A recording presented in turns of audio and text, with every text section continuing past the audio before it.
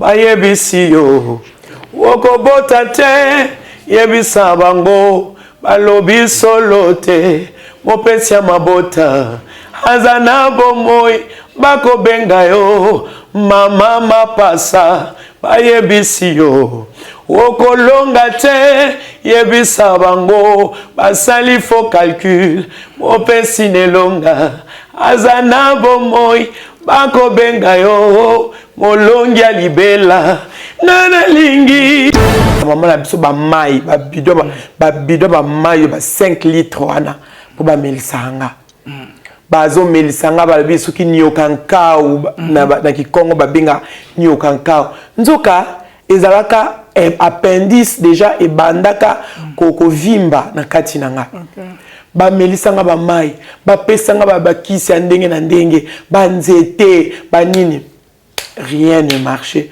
Nazaki sona bandi ko lela libumu ba oyebsanga na tia libumu na mabele na lala. Nde wana sko pasi oya suka que munoko ezo kauka elonge miso koti toke na hôpital ba omoni lokote toke na bera bato ba yebi bera na matete batali ba moni lokote to zongi lisusu na avenue Kemba na Kisenso na Omeko nde assistant Zéphirin ayeko mona kezaki déjà appendice na dernier stade nango et comme déjà na souka. N'eût été la main de Dieu dans ma vie, je serais déjà enterré. Wow. Lolenge mose atombolaki yokamotako kuna nesobe Bwana nampate atombwa milelo Pwete ngai na yo tobikisama Sogi yotalie okobikisama Sogi yotalie okokangolama Sogi yotalie bomo eko changer Yewane na lakisi yeso yo yewane Yewana kuna na lola Yewana yewane. C'est là que l'opéra kanga appendicectomie de 12 heures à 18 heures. Wow. Bah, il a fallu soigner les bons parce que Ezaka déjà il y a au pasuka.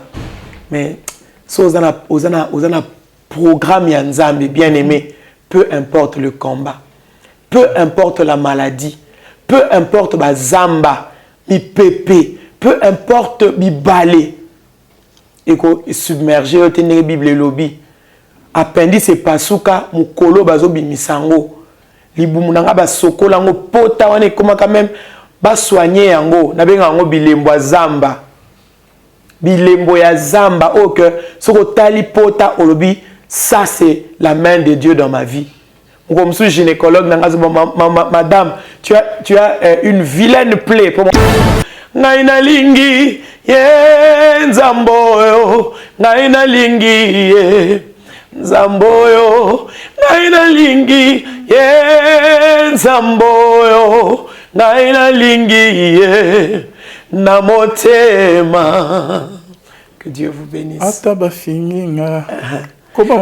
Atabafinge bafinga ngai nakotala te kofinga na bango hata baseki ngai baseka ngai nakolanda te koseka na bango ngai nalingi ye na motema nakolanda ye bisika nyonso mosungi na ngai Atela motema ye papa na ngai elikia na ngai nana lingi ye nzamboyo ngai na lingi ye nzamboyo nalingaka yo ye nzamboyo ngai na lingi ye na motema ndeko mwazo la nabiso yo kufate parce que ozana programme nzambe. Alléluia.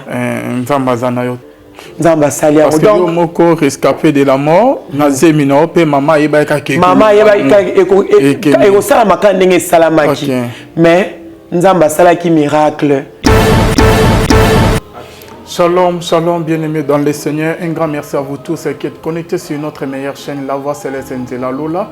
Et si Bonzambe et Kitarana Loye, mon amalwa pena misala Bonzambe, na Bonzambe, Lola, Ezofuta, Simananto, Yakolobake, Nzamba, Boto, Poye. L'issue Pinamanso, Azo Saïlabiso et Longo, na pasteur Fezamisi à la bouche autorisée de l'éternel depuis Zurich, na Philo Mukwaya, Motema Yabivens, de Homo depuis Londres, Pena Maman Gisèle, Lukelo Motema pasteur, Maman Gisèle, Lukelo Motema papa Emmanuel, na Boston. Bonzambe, na Bonzambe, les Ofuta.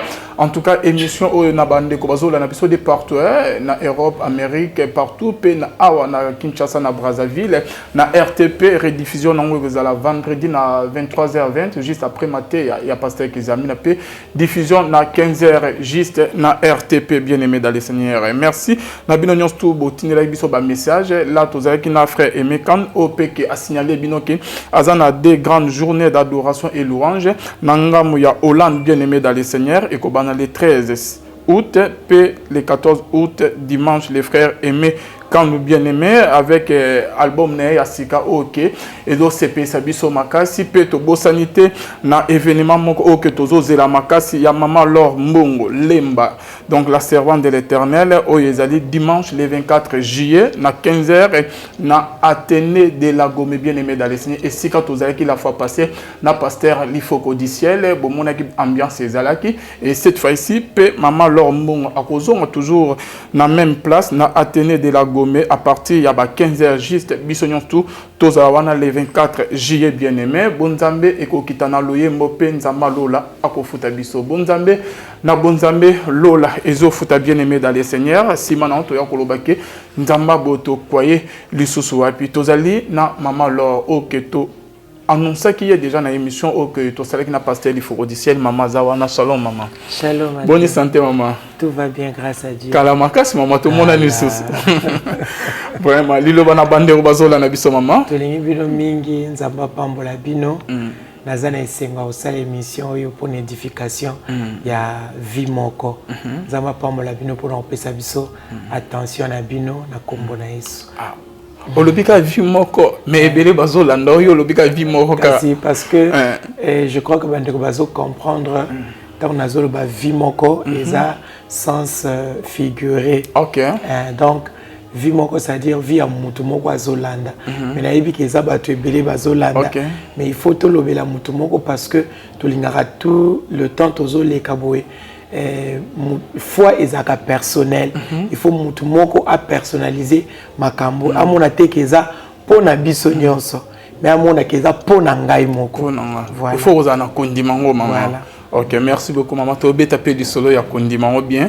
Makasi koleka maman. Olobi ke foi eza moko. Foi eza personnel. Et dans la côté mususu maman na kacha Bible. Non, avant de mettre le solo voir il y a foi côté sabiso na ki bonzambe na loye maman mais ça bien makasi. Molimo ekita esunga biso. Naza banzimbo ebele en même temps na mutu. Je crois que na oyemba moko. Pesanga makasi, pesanga makoki, pesanga mayele, ngana salela yo. Pesanga makasi, pesanga makoki, pesanga mayele, ngana salela yo. Oyebi motema. Oyebi mabanzo etika na suki wanande yo bandi nasengi makasi nasengi makoki pesanga maele ngana salela yo oyebi motema oyebi mabanzo Ezika na suki wanande yo bandi nasengi makasi nasengi makoki pesanga maele ngana salela yo. Que Dieu vous bénisse. Amen maman. Maman lo lobi ke et si kana suki yonde obandi et pourquoi nzamba ko zelaka to koma na suka ya ba problème na biso ya ba maladie na biso mama wani zanza mete muta alobi osuka mutunde na bo moto to mona ke to suki parce que moto a limité c'est normal mais nous prions un Dieu illimité yango ti na prière ya pour na tozwa bo moto na biso eza limité to connecter yango na bo nzambe o eza illimité ya nzambe voilà donc mutu asukaka mutu amonaka ke esili alors ce qui mutu akomi na point wana esengeli se connecter na force illimitée ya nzambe parce que yango nde etalisaka que sans moi vous ne pouvez rien faire donc c'est un peu ça ezalaka te que nzambe mutu azoloba ke osuki non ezaka mutu nde alobi ke na suki alors tant mutu asukaka azalaka na besoin ya force supplémentaire. Or force supplémentaire heureusement pas moninga no mutu te parce que moninga na mutu pe aza limité lokola yo yango moni mutu azongaka na makolo ya Yesu mutu azongaka na losambo mutu azongaka na prière pour que ne ko connecter et sa force limitée à la force illimitée de Dieu. Okay. Mais il y a bande musu azola na zoba ke maman moi j'ai tout fait na sali nyonso na komi na suka na sali ba prière ya ndenge na ndenge c'est comme si que grâce ya nzambe sili na vie na ye aucune solution jusqu'à présent na problème na ye maman. Bon ils ont dépendre na appréhension ya mutu ils ont dépendre pe na lecture au mutu azo sala par rapport à situation na ye. Ezarana makamususu mutu azoloba mais azoloba ngona autorité. C'est-à-dire quoi? Mutu azoloba que naza molongi mais la kati motema na azobanga. C'est-à-dire la foi ferme, donc ferme assurance ezate na kati nae. Parce que ezana biloko o bien aimé et sengaka mutu parce que vie au fait eza cadeau onzamba pesi biso. Mais na kati ya vie ezana ba étape ezana ba biloko oyo il faut o simba lokola héritage na yo atanga ki mukanda na exode biso na biso tango nzambe azobimisa peuple na ye na Égypte abinga na obimisa bino na otinda bino na pays oyo ezokulele na miel mais kuna bokene kokuta ba Jébusien ba Phérésiens ba Amoréens ba Cananéens donc atangi ba peuple ebelé c'est-à-dire quoi ezala makambo nzambe aokangolo na ngolo kola Égypte akangoli okana peuple moko akangoli na lisumu akangoli na kibopagano mais pour au toucher héritage na yo ezala makambo ezosengela na mutu il faut mutu abunda bitumba ezana na ba temps o ezala alléluia amen te parce que héritage ezala likambo ya bitumba alors nzamba zolo balbina kangoli na Égypte mais kuna okokuta ba Cananéens yeba ke ba Cananéens ba otika mboka na bitikela te yeba ke ba Amoréens ba otika mboka na bitikela te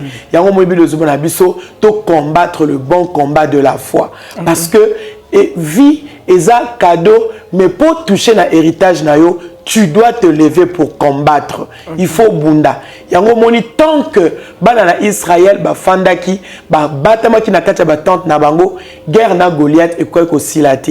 Il a fallu un jeune homme aya andima ko bunda akota na champ de bataille non seulement pour na ko tika la ko fanda ko banga ko zanga ferme assurance ko zanga autorité mais atelema pour que ne ko affronter moulaï ya Goliath.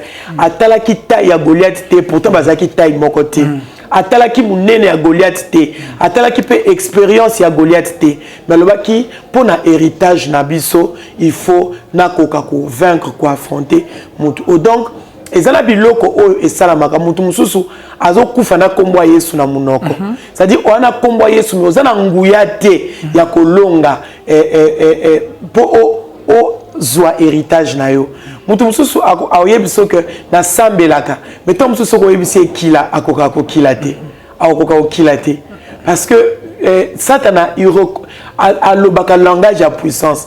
Je vous ai donné le pouvoir de marcher sur les serpents, sur le scorpion et sur toutes les puissances de l'ennemi. Le Seigneur reconnaît au diable la puissance. Alors bien aimé, oyambi Yesu, mais non, utilisez kombo ya Yesu. Comment ya Yesu pour utiliser en bien, il faut zana nguya. Nzoka nguya bazwa ngo gratuitement te. Il y a rien de précieux qui s'obtient gratuitement. La grâce n'est pas synonyme de gratuité. Non. Grâce est à la synonyme à gratuité. Il y a des choses que toi tu dois faire pour au simba héritage nayo. Et ça na makambo il faut yo sala pour simba héritage nayo. Alors, moto azalaka persévérant. Alobaka soki nanu na simbité na otikate. Parce que c'est ça la foi. Ce non na simbité na otikate. Ce nanu na moni likambo ko sala matin na otikate. Position oya kolobaka na salignonso c'est que nzambe te eza position bien te. Mais maman ozobe toujours li solo ya foi mais et dans la place monsieur Jésus abikisa bande webia albike ta foi t'a sauvé. Voilà. Mais et dans cet exemple Jésus liboso ya fils ya moi so la femme verbe de Naïm maman atika retourner que ta foi t'a sauvé maman. To moni pe liboso ya boîte za na albike prend ton lit et marche atika retourner la foi te. Par rapport à Négozo-Beta, c'était toujours condiment, la foi ferme. Côté monsieur, bamona bamira sans que Yesu a tout na bango condiment na bango maman. Condiment eza na substituté. Condiment eza na substituté. Ce qui Yesu a yé na vie à mutu sans que a exigé au foi, a utilisé compassion nae. OK. A utilisé miséricorde. Or compassion il y a tous les jours té. Compassion, il y a comme il sauté. Et la faveur. Faveur, il y a comme il sauté. OK. Donc, il faut qu'au côté de la dimension, il y a grâce. Où il y a forme gratuite, il y a faveur. Au moins, mais grâce. Dimension, il y a grâce. Grâce, il y a dimension gratuite, il y a faveur. En faveur, il y a n'a pas battu. Faveur, il y a parce que le Seigneur s'est souvenu de quelque chose dans Katinayo. OK. Tu as vu à maman anati. Tu as vu tes objectifs nini. Yesu a ko poursuivre en faisant ce miracle là. Parce que il y a pas miracle oh Yesu a salaki simplement parce que Aligny a édifié foi ya mutu moko. Aligny a tali sabatu que en tout cas naza nyonso voilà. Mais ça la bamboka oyo Yesu akoma akoka osala miracle te même netika na Nazareth mboka na ye moko mais akoma wana akoka osala logo te. Bible lobi eza mokanda ya Matthieu je crois chapitre 9. Bible lobi akomi wana asala eloko te ayebisi bango lobi na kosa parce que foi eza moyen o permetaka nzambe akota en scène na ba vie na biso. Foi il faut que tu kondima na kati na yo. Oh, soki nzambe atalisio mawana été na sens que ayela yo un miracle par compassion. En tout cas, tu as besoin de la foi. Et puis miracle par compassion aux ongo mikonyo soté. Il faut vivre na yo ezana foi. Vivre na yo faut ezana kondima. Au qu'on recevoir un miracle na compassion nzambe peut-être lelo. Mais tous les jours, ben, nous allons avoir besoin de compassion nzambe. Non, le Seigneur a besoin de comment on appelle kondima na kati na yo parce que kondima na yo ne te permettre à salama kamndengwana. Maman, ce que ça to loin côté ya foi, to côté na côté ya grâce. Grâce aux a dit que une faveur imméritée que nzamba salio. Dès que Marie a l'amour qui joue mon aton azo ba sans sa vie na été mais ngolo ya nzambe localisé ye Marie azaki via nzamba moni maman. Pour que notre vie na biso to ko sala ndenge to ba démarche nini et Seigneur que to ça pour que grâce à nzambe localiser biso grâce à nzambe localiser biso ka papa parce que ce qui est là qui grâce té vie na biso c'est ça grâce ce qui est là qui grâce té ndé peut-être tozo vivre té on dirait ba miso bazo vivre injustice té mobo de la part de l'Éternel maman baninga bobota wana bango bokola na bango ba miso babala ba bonga ba bota vie normale yo pasca na passe té nzamba za injuste té Bible zobana biso ko tout malheur à celui pour qui il sera une occasion de chute. Il faut pas que nzambe azala pona mutu moko occasion de chute. Tous a besoin ya ko localiser adresse ya nzambe. Tous a besoin ko localiser place ni nzambe fanda parce que ngolu eza programme. Ngolu eza na kati ya calendrier ya nzambe. Le fait ya ko vivre Alvin eza grâce. Pour ceux qui reconnaître grâce té au kansaneti que ça mérite na yo mutu moko ta ko loba ke na vivre pour na mériter ngo non c'est déjà la grâce de Dieu Yesu aya akufela ngana yo et ça grâce mais ça na makambo yo tango grâce ye yo il faut y ba ko gérer grâce eza na makambo ta ngolo eye yo foi bandenga ko salela ngolu lobi na randaki tokene ko koyemba na arche pasteur Roland Dalo mutu a teaki apesaki exemple moko ya ye na muninga na ye moko bazaki kokola azaki camarade na bazaki osala masumu ensemble bazaki bango mibale na kati ya vie vraiment ya mabe et camarade ni mutobande ko mema e na ba vie ya mabe. Alors le jour moko copine moko abane ko landa ba copine ba bimba bango église ba copine ba bimba bango église bango mibale bayoki mate ya moko bango mibale baleli ba regretter masumu na bango bango mibale mais comme il attend il y a décision pasteur Roland a telemi po kino yamba Yesu muninga na wana zo kanga ya boy akei liboso vous comprenez boy yambilité ya moko bo sali boleli ndenge moko bo regretter ndenge moko mais il faut que na étape mususu étape maintenant ya décision parce que décision implique kaka abandon ko se détacher na eloko moko pour na ko s'attacher na eloko mususu nga soki nzamba za na plan moko pour na vie nanga je dois chercher à découvrir ce plan parce que nzamba za kana plan pour na mutu nyonso grâce wana nzamba sali yo ya ko vivre asali yango pamba te yusko luka au découvrir pourquoi le Seigneur me laisse en vie jusqu'aujourd'hui et ça na batu mususu bazo koka ko affronter vite parce que bazangi courage omoni Bible lobi na mukana na Josué tango nzamba zoloba na Josué fortifie-toi prends courage et ça na batu mususu bazana ba talent Alvin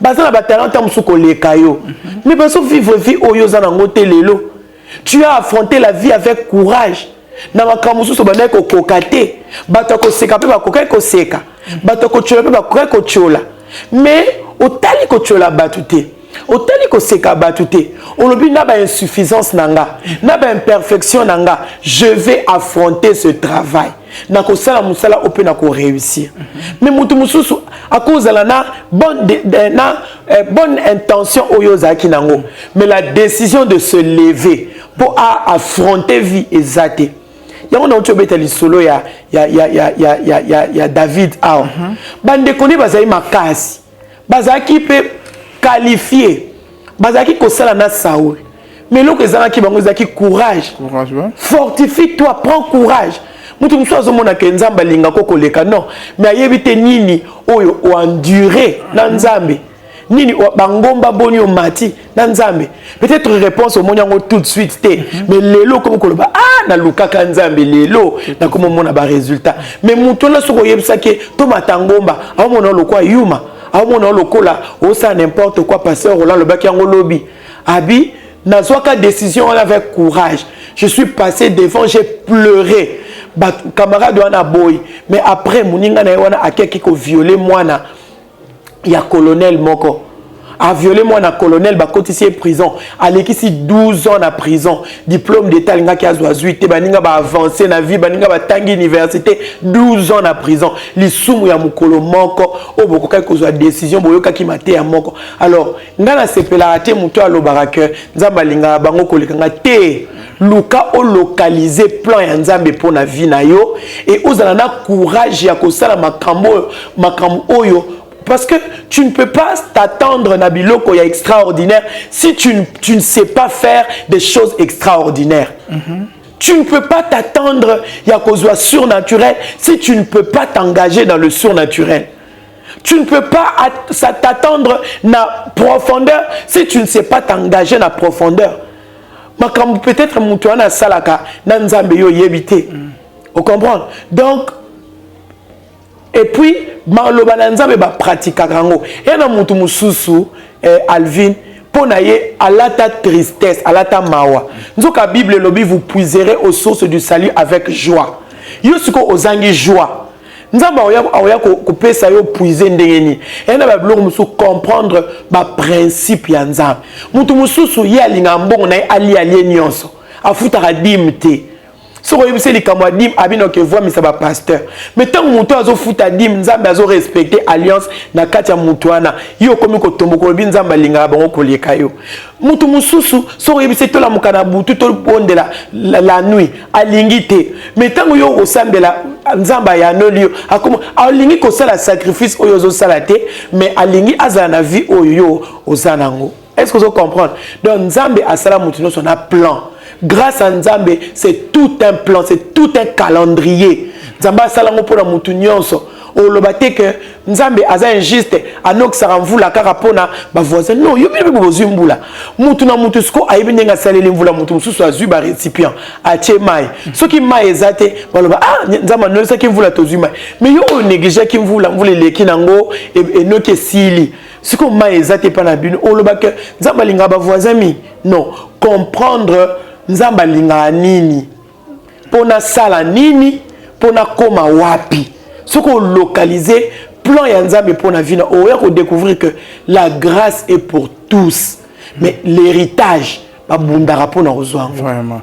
Dès moi dans les solos il y a Jésus na quoi il y avait des personnes qui basaient voilà binonyo so beaucoup findenge moko c'est-à-dire quoi ce qu'on l'a dit discours il y a deux brigands ba yoka maloba na Nzambe ba yoka koloba pona Yesu de leur vivant de leur vie ba yoka pona Yesu so yoki bonde bazoloba o ya lobi de ba si ba yoka me ba beta kara ba boya na bango kondima ba refusa na bango kondimela Yesu mais jour wana telle grâce et lundi batu tina croix ya boyolo ba Nzambe za injuste Nzambe za injuste te grâce et lundi bango tina mukola ya liwa donc dernière chance Nzambe za injuste te même tango Moïse a sumukaki Bible les autres disent que Moïse a tambola yemoko vers son tombeau.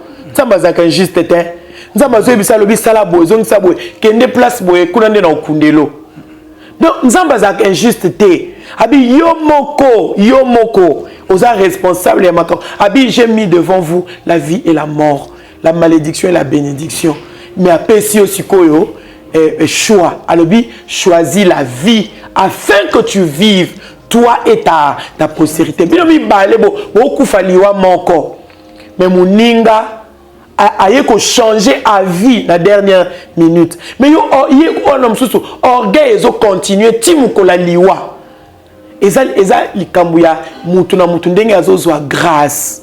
Omoni. Eza ndenge mutu na mutu ndenge azo parce que mokonzi abengisi batu na feti baboko ya alobi asali siko grâce na batu nyonso alobi bengelanga population ono so balingi baya mais ataso basali grâce Alvin faut la tabiente parce que grâce exact gratuité te faut muto yeba ko considérer grâce tango muto mokonzi yaki kokuta kana na kati ya grâce baye na ye me bilamba mabe mokonzi abi non ça c'est négliger la grâce. Ça c'est fouler au pied la grâce. Ça c'est bafouer la grâce. Parce que ce va saluer grâce. Comment on a commis gratuité? Grâce écouta makila ya Yesu. Yango moni grâce est synonyme à gratuité. Grâce écouta makila ya Yesu. Alors tango ozwi ngolu, luka ko sa ela ngolu wana. Ngolu ba négligea yango te. Ngolu ba sa ela yango na juste valeur na yango. Alors, ozwi ngolu, mais ça la choix. C'est la choix. Bato belé bazomona lokwa ke Nzamba linga songola linga pakalate parce que a croisé ma boko. A osé que grâce est continuer. Grâce est ça, mais yo siko zwa grâce wana considérer yango. OK, merci maman. To pemi muke na loye mo ça la bien maman. OK. Ça la a capé la maman. OK.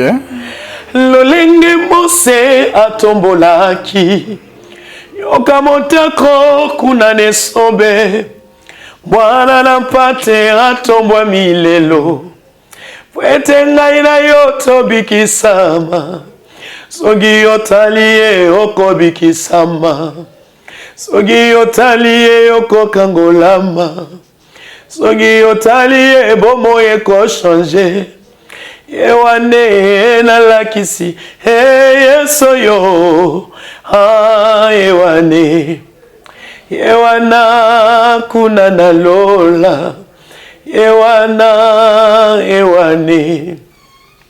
Ewane kuna na lola Ngai na lingi Nzamboyo Ngai na lingi Nzamboyo Ngai na lingi ye nzamboyo ngai nalingi ye na motema.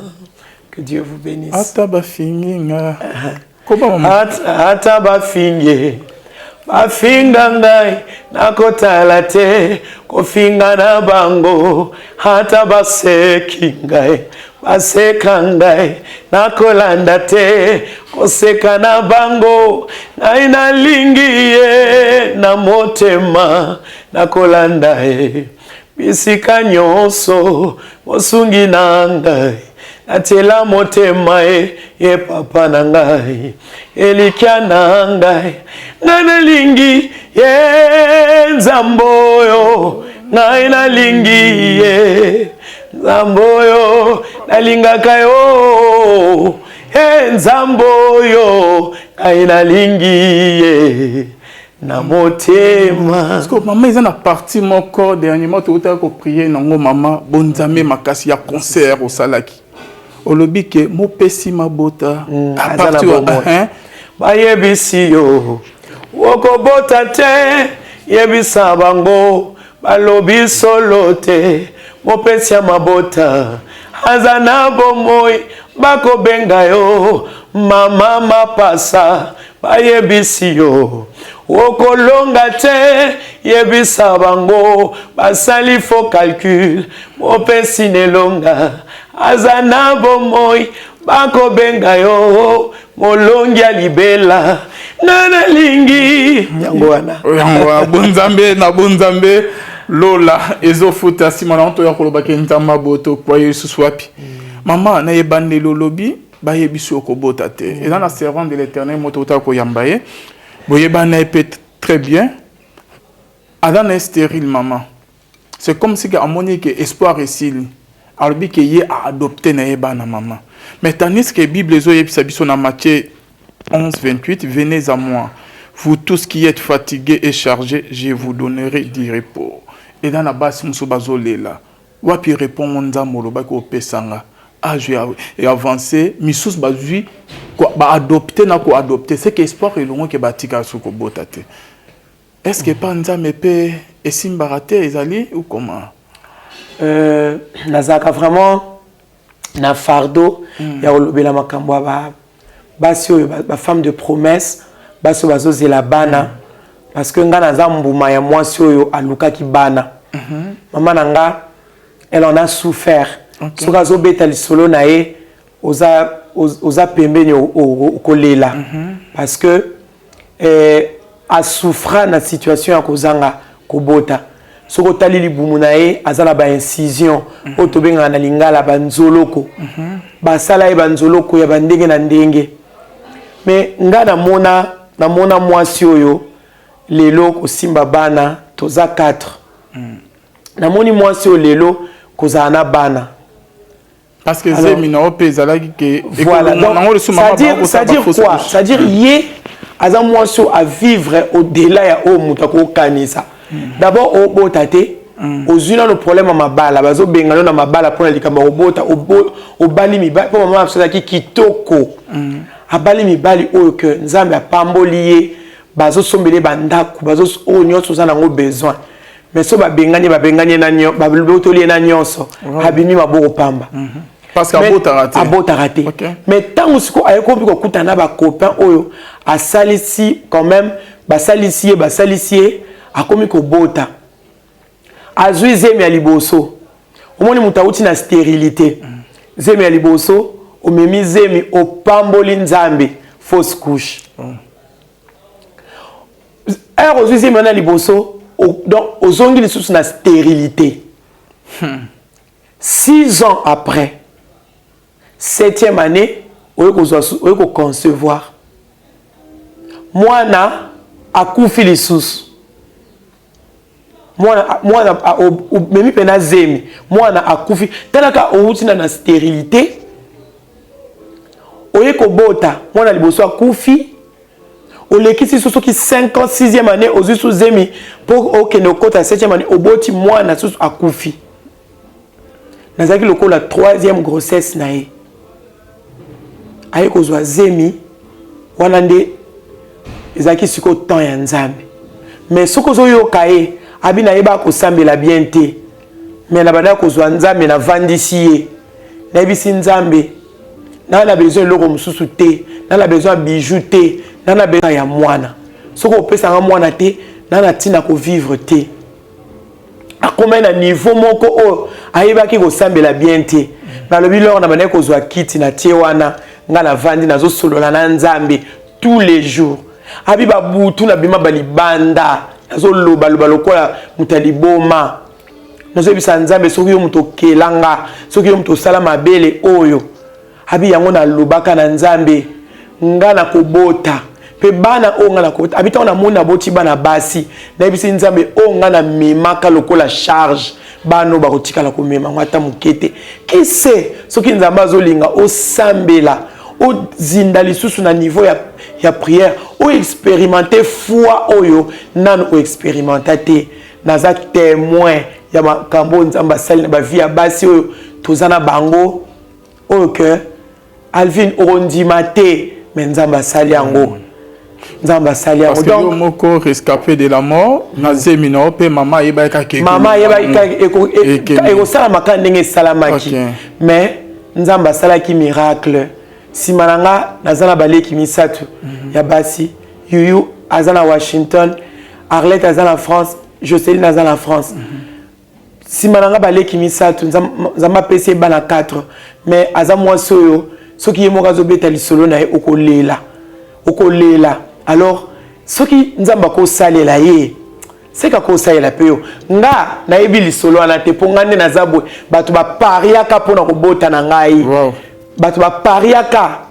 mais na sala prière te pona bota alors nga onazo solo na yo naza miracle ya mwasi moko boye oyo azana difficulté ya kobota abengama stérile batu ba cholai ba pakola même bilamba na mafuta na ba singa po soka tandi bilamba pembe ya kitoko azosala na auto service bazolo ba ma bilamba bakozwa bilamba ba pakoli mafuta mwasi wa viva ignomini ya makambu ya kobota mais lelo abota kutu tango na bito misaka tina teza na tina bat akabona na batu kala o ba yebaka te ka botaka jour ba kutani ba yambani bazotuna eboni abi bien ayisi bango na bota après ba kisi abi mwana na bota lombongo ba okamwa abi bazokamwa ayisi bango na bota lombongo abi mwana nazo mbade mwana na donc nzamba za capable ya kosalela yo bien aimé il suffit seulement ondima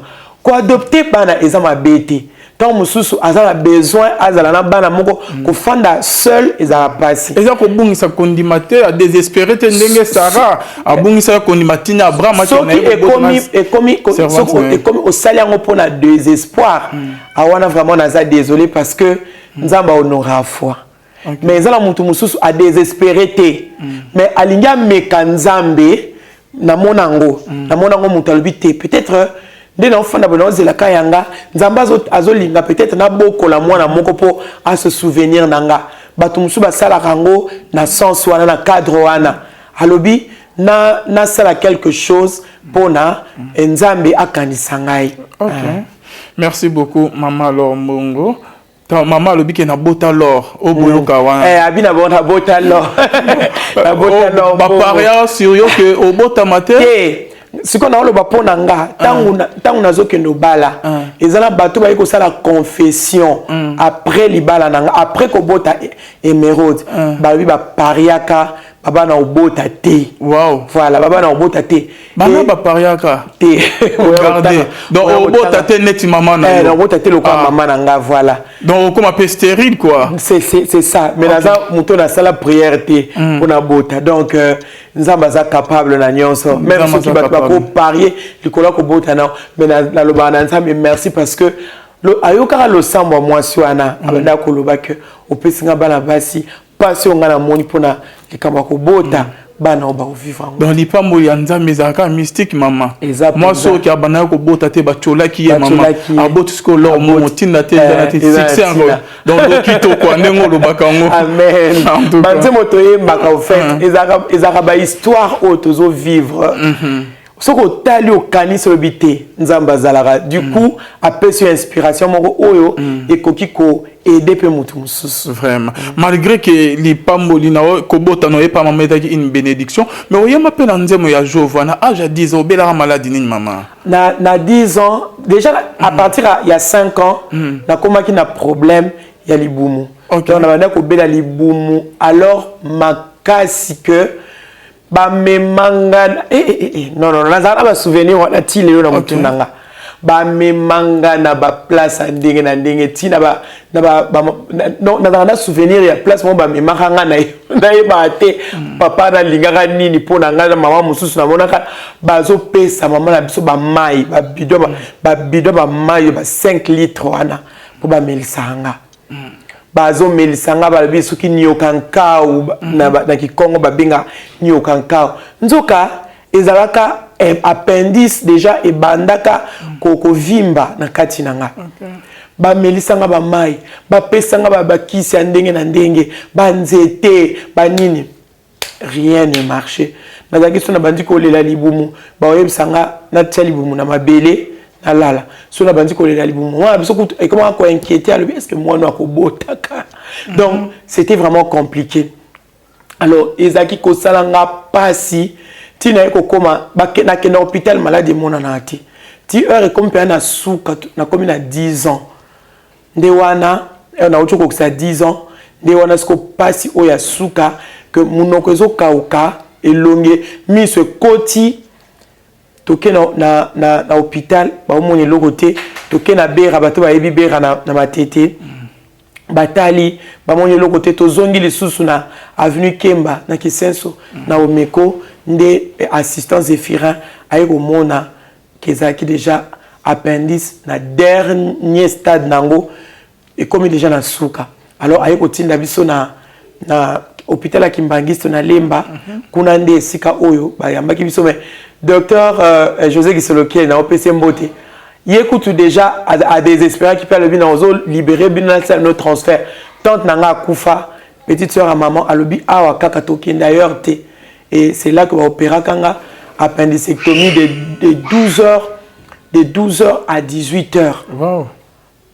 Bah il a fallu soigner les bons parce que ezaka déjà ya opasuka mais so ozana programme ya nzambe bien aimé peu importe le combat peu importe la maladie peu importe ba zamba mi pépé peu importe mi balé et ko submerger au tenir bible lobby appendice pasuka mukolo bazo bimisango libumu nanga ba sokola ngo pota wana koma quand même ba soigner yango na benga ngo bilembo ya zamba o que soko tali pota olobi ça c'est la main de Dieu dans ma vie. Comme je suis gynécologue, madame, tu as une vilaine plaie pour mon batala ba pota et c'est cicatrisé Abi tu as une vilaine plaie, une vilaine plaie pour nayo, mais pour nanga c'est un témoignage. Bilembo ya so na tayango et puis ça nga poussa na bina na yemba. Et puis ça nga poussa na sanjola parce que n'eût été la main de Dieu dans ma vie, je serais déjà enterré. Wow. Merci beaucoup, maman. Avant que tu bêtes ce solar concert, de comment azola nabiso yo kufate parce que vous avez un programme en Zambie. Alléluia. C'était ma toute première fois. Na découvert maman Laure Mbongo. Na domaine moussous, na ba dimension moussous. Et ça qui lors il y a séminaire, il y a pasteur Bostra Charles Bamekot, na PC Motika et c'est kazola nabiso. Maman au côté de l'adoration, salmo bima, tout le monde bazolé là. Bamisu bazo koya na yebite so bana ko mon. Et lo ko ninyo ko lo ba mama parce que tu peux koyamba témoignage mon frère Max Mbenga o mama mora bengi to chabina en contact Max Mbenga zanango azolé la tenzama bikisi à partir ya koyoka nzemu na yo mama. Et lo ko ninyo ko lo ba par rapport ya et lo ko to mona ki l'autre fois la fois passée. To randaka grâce na Nzambe. Eza makambo to vivaka na ba activité na biso na ba concert na ba église esika bazo bengisa biso eza na makasi ya nzoto te eza biso te c'est le Saint-Esprit qui agit na lolenge na ye pour que apesa sengoto vie na batu na ye biso tozaka ba instrument oyo aza ko lekela pour que akoka bongo ko communiquer ou ya communiquer na peuple na. Et pas plus tard que hier, nous étions quelque part ngamo na banga nzambe. Quand je vois ça, ngamo ko pesa nga posa na banga nzambe. Etindika nga na banga nzambe lisusu makasi koleka, etindika nga na luka lisu nzambe koleka, parce que nzamba za nzambe za mutu te. Donc mona makamba boy netinga na banda kundeni na sala kundeni, donc ils est impossible na bo monter. Est-ce que vous avez un témoignage? Non, c'est pas ce témoignage de frère Max Mbengaza nango balanda ki les maman on a témoigné qu'il a été guéri na problème et tout c'est pendant la maladie. Même ceux qui te causent nion sauter parce que minoko eza belé na mokili, mais tous doivent quand même un témoignage. Na lo bango mingi na émission que ba témoignage wana beaucoup plus édifié kabiso, parce que parfois tant tokuta na ba opposition mingi nzamba utiliser ande ba témoignage wana Alvin au moins quand muta bengi et nzamba le alingate Alexa 2 jours bien 3 jours sans que to yamba témoignage moko à ça là en exprès. Et tant que yamba ba témoignage Alvin etindika biso tozonga susu na makolo ya Yesu, etindika biso to mata susu de la dimension en prière, parce que au fur et à mesure tozo augmenter fréquence na koluka nzambe a okomisa minoko na biso lokola munoko na ye pour que akoka bon ko communiquer vie na ba oyaye tozo ba témoignage mususu so fandi zo tuna et ça la minute ndeni so mutu so que au moni mutu angote ozo mona lokola que eza fable au mona lokola que eza lisolo moko fabriqué mais eza makambo salami. Donc pour na loba que netinga ko to place makambo salameli na yebi na ngate na zaki pe wanate, ça veut dire que ce n'est pas moi, c'est la grâce de Dieu. Yango ndetindika biso to lukanzambe davantage. Et là on sala maman pour gérer élévation on a payé ma foot on est toujours les colonnes maman. Na yekola Alvin que ba travailler kana onction passé té. OK. Du jour au jour tu dois te renouveler dans la présence de Dieu. Bible lobby que à chaque heure, chaque jour, à chaque instant que l'huile ne manque pas sur ta tête. Or, huile na vie à Moutou et yaka na poissate. Huile na vie à Moutou et zakana ba prix à payer. Alobi, venez acheter. Ozoya ko acheter gratuitement, mais tu achètes. Tant on a besoin que tu achètes. Et ça que peut-être on paie ça à prix d'argenté. Mais quand il te dit de venir acheter, c'est-à-dire que tu vas payer un prix. Le prix à payer, il y a conservation et onction. Et ça d'abord désir ardent. Désir ardent et pousse à la prière. Tant qu'on a tout le temps la prière, c'est le désir ardent. Le désir où est ça que moutou a faible, ce qui est soyé à okokate. Yango moni et matsaka désir na katia moutou. Ce moni moutou a tout le temps la prière, tout et comme elle a un temps mususu na ko sait le mususu té na telemi makolezo soit, mais je préfère me lever comme ça na yoka makolo pasi mais na en présence nzambe atondi sanga parce que na yoka na mutema nanga qu'il faut atondi sanga parce que na makambo ko sala na makambo ko loba il faut atondi sanga émission na nga il faut memela ta mutu moko esengo nzemo na nga il faut memela voix na nga il faut memela mutu moko. Alors na telema ka bongo nazo na yoka posa ko kata te na yoka posa ko ya ko sambela, c'est le désir ardent. Deuxièmement, il y a la sanctification, une vie consacrée et battre la mafuta. Bible lobi n'attristez pas le Saint-Esprit. Alors quand quelqu'un est dans la prière, azamutu oyo azomena katia consécration. Tant oza consacré, oza nakatia sanctification. Nzambe wana azotala azoloba que non, moi na o esengeli na continuer ko tondisa ye. Yango e battre la onction na katia. Mais ebele maman babana na pasi na Nzambe. Le nzamba tombolié à se retirer dans nzambe. C'est comme si ebele baya koluka loboko ya nzambe ke lo nzambe.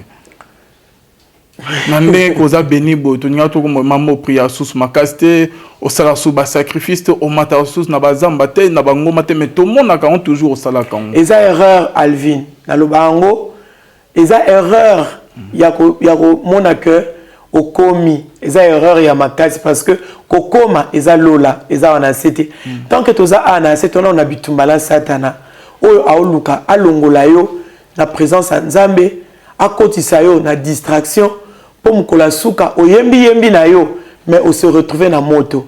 C'est ça la lutte de l'ennemi. Ayebi que ana temps mingité il travaille mais bana la nzambe ba okota na kati ya zone ya confort. C'est-à-dire na sina yebani déjà assez bon. Na commis déjà na musala o ezopesanga 500 francs 1000 francs na lisu loka ko lukate. Non, nzambe to sambela kaite parce que to zampiaka. Nzambe to sambela kaite parce que nous dépendons de lui. Nzambe to sambela kaite parce que c'est lui notre source. Nzambe to sambela kaite parce que c'est lui notre papa. Jamais okoka ta relation. Yango aoloba notre père qui est aux cieux parce que ezali kamuya relation. Soko zana papa ADN na yo eza ozu yango na papa wana. Alors, il faut ça la makambo moi na sala kapona papa. Ce qui nous a basé papa na biso, notre père qui est aux cieux. Alors, il faut tout ça la makambo bana basala ka vis-à-vis à papa. Alors, moi je peux pas me détacher de mon père. Parce que je me détacher na papa na ngai, na sali li soum obi ezolo ba que na katibo mo inanga. Eza promesse ou eza nini loi ou eza attaché na promesse pour vivre longtemps. Longtemps où ezaka ya mokilité, longtemps ezati une éternité face à notre Dieu. Alors, nazana nzambe mususu te, yende nzambe nanga. Comment je peux me détacher? Par contre, au fur et à mesure ozo matamakasi, sommet zakana vertige. Okay. Sommet zakana vertige, soki o simbamite. Okoya. Et kokoya na yo la chute libre. Parce que tant ozo mata, misunyo se comme mona yo. Bato misumi bale, ba misumi satu, misumi ne, ba komo tala yo. Au fur et à mesure ozo mata, o komi exposé. Bata motema malamu bazo linga, o continuer. Bata motema mabe bazo loba, ta la place a komi kuna kweya ta ko kweya. Alors il faut luka le plus fort. Okay. Au fur et à mesure ozo mata, il faut banda ko luka le plus fort. Au fur et à mesure ozo bota kutu bana, il faut luka le plus fort parce que combat est baki sami.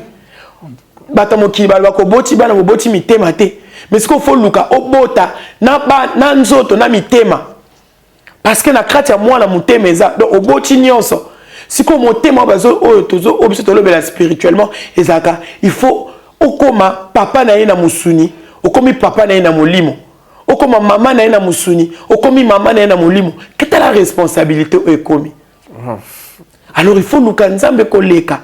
Ce qui est comme montou à côté de la zone na confort, abi c'est bon, ce qu'on a constaté n'importe quoi, on les a pensa erreur.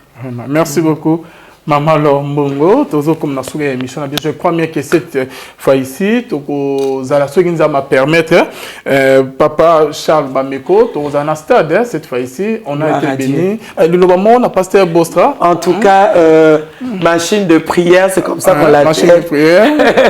L'homme de Mopanga. L'homme de Mopanga. Nzamba Pambola Bino na maman. Na maman Charmi. Maman Charmi. Maman Charmi. Bameko. Bameko. Merci beaucoup pour l'invitation à la fois passée.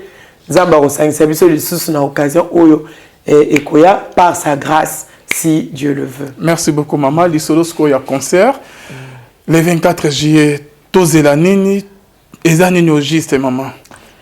Le 24 juillet naza nos reconnaissantes na bandeko nyonso na livre vraiment profiter na nzela ya émission oyo pour vous dire merci. Merci. Nazo zanga ndenga kolobelango mais merci. Mo mususu ezala ate o eleki yango. Merci. Merci parce que un moment nazana maya misu, je dis merci à Dieu. Merci pour votre amour. Merci. Naza très reconnaissante à cause de votre reconnaissance. Votre reconnaissance, ezotindi kangana za la reconnaissante. Ezotindi kabiso to za la reconnaissant. Merci. Vous m'avez béni. Vous m'avez ouvert votre cœur, vos cœurs. Makamu batumsu ba déclarer na dekra na maya misu Alvin, jour anniversaire na ngai. Nazo lela. Makabatu bazo loba. Omona mutu to mutu aloba kate. Mais fongoli motema. Na oyo kana maya misu abandi ko yebiso makambo na bi non batu basaka nina makambo kitoko boye na mutema pona nga. Merci. Merci pour ko encourager nga. Merci pour ko encourager biso na musala na oyeba tende na kokolo bango nazaki obligé à kolala tardivement pour na ko répondre na chaque message. nazolo bangona maya miso. Que Dieu vous bénisse. Yango moni tolobaka chaque année boy to randaka grâce. Et ça juillet le 24 on a toujours que nous rendre grâce. To kene biso mon côté. La mano didio et ça qui 21 en février concert auto ça qui na Athénée et ça qui na mars vous la déranger qui biso. Alors tolobaki to ko reprendre ngo to lingi to sangisa ba événement oyo.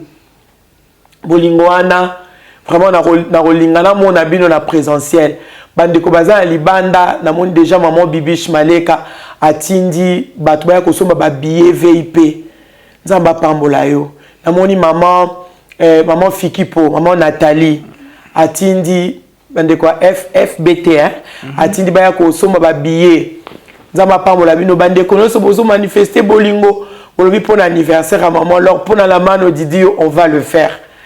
Batindi batu bayako soma ba billet maman Hélène a sombi 100 billets VIP ezole kelanga nzambe ya lola apambola bino ba mardiste bazozo ba billet bazokene koteka yo pe yaka soma ba billet ozolanda biso soma ba billet c'est comme ça que vous soutenez ce travail tant mususu oko beng sangana ndako na otema maman lor yakana lambela ofumbwa. Mais zoaka mbonga fumbo ana kangi sango somo ba billet tant so o lo bati maman lo yakana somelo gâteau zoaka mbonga gâteau ana tiango na ba billet pour ba organisateur bazanga te loko pendant que tozo préparer musala yango nande mbela na biso pour le 24 oyo to fongola ba porte déjà na 10h parce que bana il faut baya billet à bana eza 5000 francs. Billet à Mikolo standard eza $5 neti 10 000 francs et bon billet à VIP eza na droit à consommation moi amuse-bouche et puis na eloko akomela eza bongo na $20 to sengi na bino boya ebele na ozane sengo akoyoka boye mbelanga mukolo wana. Vous savez, on a des vidéos, na Facebook, na Instagram, na réseaux sociaux, vous savez, vous avez une célébration, et ça la biso sengo, nous avons appelé ça biso bandeko, bidon de bandeko na biso. En tout cas, merci beaucoup, Maman Laure Mbongo. Moi, capé la souko pour que cette émission na biso peut ça message no ya souka. Jova, nini, bon yo mo sala choix maman. Na mitiki mopepe na yo etindika ngai maboko na yo na mokongo na ngai etindika ngai yamba na uyu eza elamba ya nkembo tinike tata apesa boboto langa eza elamba ya famille oyo mwasi Potifara longola ngai ezalaki ya bango oya misato ezalaki elamba ya prison yamba na uyu nalati lamba ya pale oyo Yesu apesi ngai nani abotola yango ebongo oyo apesi ngai te nani apesa ngai yango ngai na mitungisa te Yesu nde mopesi miso na ngai beta te. Que Dieu vous bénisse abondamment. En tout cas, rendez-vous le 24 juillet. Le 24 juillet à partir il y a 15h, concert est bandit, mais 10h, les enfants sont déjà là. En tout cas, pour ça, dans la journée, on a une journée à Kermesse. Kermesse, il y a dans la Nzambe, Oyoboye, parce que le stand de Kozala, biloko à côté que Kozala, venez vraiment nombreux pour Natina, na participer à action de grâce. Il y a Maman Laure, et il y a la mano Didio. Merci beaucoup. Merci à Jonathan Mukwaya, moi na Mukeme Mayele Bele. Qu'on se retrouve à la prochaine. Bonne Zambé, na bonne Zambé. Lola, Ezofuta Simon, Nzama Boto, quoi, ouais, maman. Na contact, na ba o bazana pour sa contact. Oui, 099 ou bien plus 243 99 751 30 78. Plus 243 99 751 30 78. Merci beaucoup, maman. Bon, réservation, cadeau, peso continue. Cadeau, peso continue. Ok, maman, yemoso, maman, te bozo, papa Christian, yemoso. Voilà. Yamwana, quoi. On se retrouve à la prochaine baille. Merci. Merci parce que, je dis merci à Dieu. Merci pour votre amour. Merci naza très reconnaissante à cause de votre reconnaissance. Votre reconnaissance ezotindika nga nazala reconnaissante. Ezotindika biso tozala reconnaissant. Merci. Vous m'avez béni. Vous m'avez ouvert votre cœur, vos cœurs. Makambo batu musu ba déclarer na dekra na maya misu Alvin, jour anniversaire na ngai. Nazo lela, makambo batu bazo loba, omona mutu to musu aloba kate. Mais fongoli motema na oyoka na maya misu. Abandi ko yebiso makambo na bi non. Batu basaka nina makambo kitoko boye na motema pona nga. Merci. Merci pour encourager nga. Merci pour encourager biso na musala. Na oye batende na kokolo bango nazaki obligé à kolala tardivement pour répondre na chaque message. Nazolo bango na maya misu. Que Dieu vous bénisse. Yango moni tolobaka chaque année boy to randaka grâce. Et ça juillet le 24 na tozo que nous rendre grâce. Tokene biso mon côté. La mano didio et salaki 21 en février concert auto salaki na Athénée et zaki na mars vous l'avez dérangé ki biso. Alors tolobaki toko reprendre ango tolingi to sangisa ba événement oyo. Bolingwana vraiment na rolingana mona bino na présentiel. Bande ko baza libanda na mon déjà maman Bibish Maleka atindi batu ba ko somba ba billet VIP. Nzamba pambola yo. Namoni maman Fikipo, maman Nathalie, atindi bande quoi FBT atindi baya ko soma ba billet. Nzamba pambola bino bande ko so bozo manifester bolingo, bolobi pour l'anniversaire à maman leur pour la mano Didio on va le faire. Batindi batu baya ko soma ba billet, maman Hélène a sombi 100 billets VIP. Ezole kelanga. Nzambe ya lola apambola bino ba mardiste bazozo ba billet bazo kene koteka yo peya kasomba ba billet ozolanda biso somba ba billet. C'est comme ça que vous soutenez ce travail. Tant mususu oko beng sangana ndako na otema maman yakana lambela ofumbwa mais zwaka mbonga fumbwa na kangisa ngo somba ba billet. Tant mususu oloba te maman yakana sombelo gâteau zwaka mbonga gâteau ana tiango na ba billet pour ba organisateur bazanga te loko pendant que tous préparer musala yango nande mbela na biso pour le 24 oyo to fongola ba porte déjà na 10 heures parce que bana il faut baya billet ya bana eza 5000 francs billet ya mikolo standard eza 5 dollars neti 10 000 francs et bon billet ya VIP eza na droit ya consommation. Moi, amuse-bouche et puis, na eloko akomela, eza bongo na 20 dollars.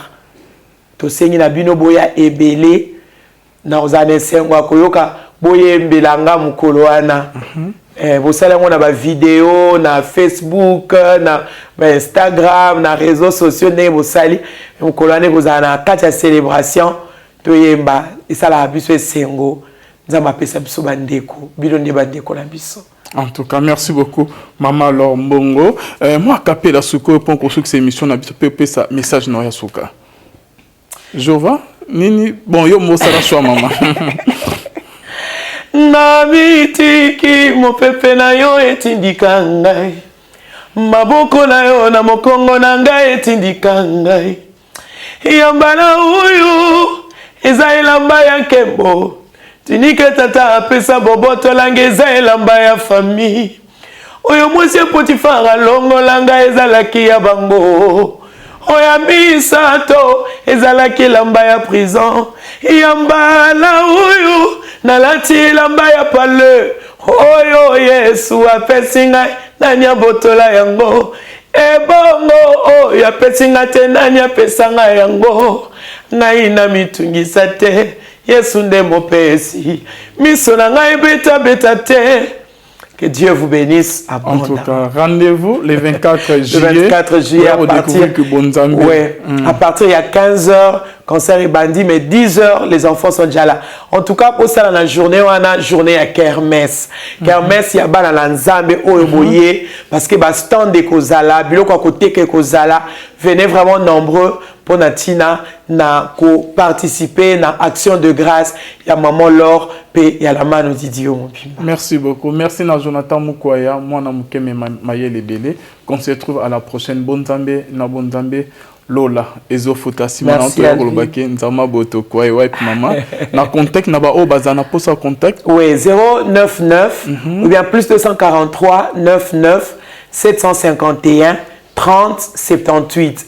Plus 243 99 751 30 78. Merci beaucoup maman. Bon réservation ba cadeau peso continuer kaka. Ba cadeau zo continuer. OK, benga bozo maman yemoso bozi maman te bozo papa Christian yemoso. Voilà. Yango wana quoi. On se retrouve à la prochaine bye.